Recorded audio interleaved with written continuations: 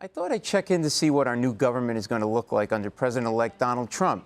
After all, he did promise. We're going to Washington, D.C. to drain the swamp. Okay, great, drain away. Who's the first fresh-faced innocent not sullied by Washington ways? This is like Christmas morning and we're going to get to open the presents. What do we get? What do we get? Republican National Committee Chairman Reince Priebus will serve as Trump's chief of staff.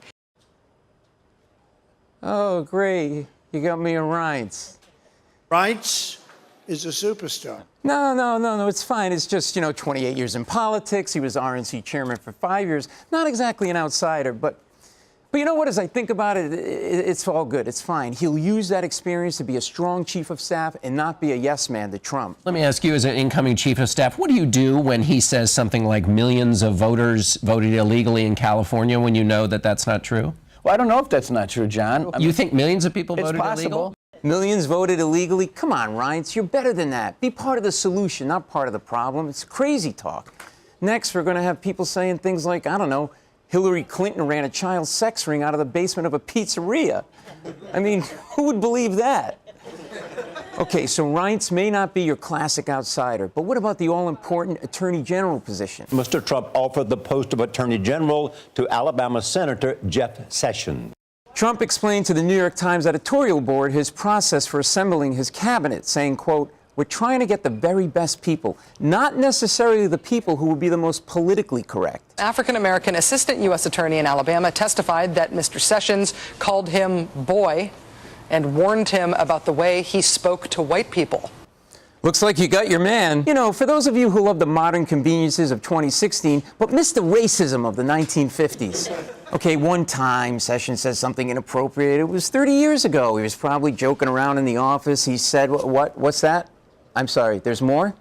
Witness at his Senate confirmation hearing testified that Sessions said he thought the Ku Klux Klan was okay until he, quote, learned that they smoked marijuana. And that a white civil rights attorney from his home state of Alabama is a disgrace to his race. Called the NAACP, quote, un-American and communist-inspired. Look, one comment we can forgive, but 5 that we know of, sorry, Jeff, where there's smoke, there's fire. But Sessions isn't the only appointee. We also have Steve Bannon. He'll be chief White House strategist. He's like Trump's second brain. Okay, brain. Bannon's a former Goldman Sachs investment banker and was executive chairman of Breitbart News. Now, this guy's clean, sort of. You see, here are just some of the quaint stories that ran on the Breitbart News website while Bannon was at its helm. Hoisted high and proud, the Confederate flag proclaims a glorious heritage. Would you rather your child had feminism or cancer? Bill Kristol, Republican spoiler, renegade Jew. Hey, here's a joke. What happens when a racist, a misogynist, and an anti-Semite walk into the White House? He gets made chief strategist to the most powerful man in the free world. Okay, this whole drain the swamp thing ain't looking too good. Hollywood financier Steve Mnuchin will be President-elect Donald Trump's nominee for Treasury Secretary. As owner of One West Bank, Mnuchin was known as a real people person. Mnuchin once foreclosed on an elderly woman's home over a 27-cent payment error. Sure, he foreclosed on a 90-year-old woman because she owed him 27 cents. That may seem like a ridiculously small amount of money, but trust me, 4 years into Trump's America, anyone with more than a quarter is going to be counted as a 1%er. I give you enemy of coherence, Dr. Ben Carson. Excited to have Dr. Carson for Housing and Urban Development. When asked his qualifications for the job, Carson responded, I know that I grew up in the inner city.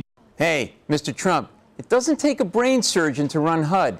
No, really, it doesn't take a brain surgeon to run HUD. Carson's selection to run a $49 billion department of the federal government is based on the sole fact he lived in a house. Some say Trump is attempting to racially diversify his cabinet by appointing Carson. Leave it to Trump to go with the one black guy even black people can't stand. What's next? Bill Cosby as head of the DEA? So where are we? When you throw in former Congressman and Indiana Governor Mike Pence as our VP, the Trump cabinet collectively has over 160 years of experience in politics and includes 2 billionaires and 3 millionaires. Seems Trump's hiring all these lifelong politicians to make up for his lack of experience, except for Ben Carson, who was hired so Trump would have an example of giving a black man housing. Well, at least we know the Democrats are turning the page after losing so badly. We have to do a lot of rethinking. Ohio Congressman Tim Ryan, who made the bold decision today to challenge House Democratic leader Nancy Pelosi. Pelosi is keeping her post as House Minority Leader. Pelosi has served as the party's leader in the House for 14 years. You know what they say, 8th time's a charm. Seriously, it would look less like politics as usual for the Democrats if they elected Tip O'Neill. At least the fact he's dead gives him a sort of outsider status. Okay, the third party. Now that's the voice of reason. Unlike the Democrats and Republicans, they're focused on a renewed future, not living in the past. Green Party nominee Jill Stein is breathing new life into efforts seeking a presidential recount. For a vote that is accurate, in which every vote counts and every vote is counted. You got 1% of the vote. Why are you asking for a recount? Your entire voting base is your family. Even some of them didn't vote for you. Here, you want a recount? Here's your recount. Congratulations, confirmed.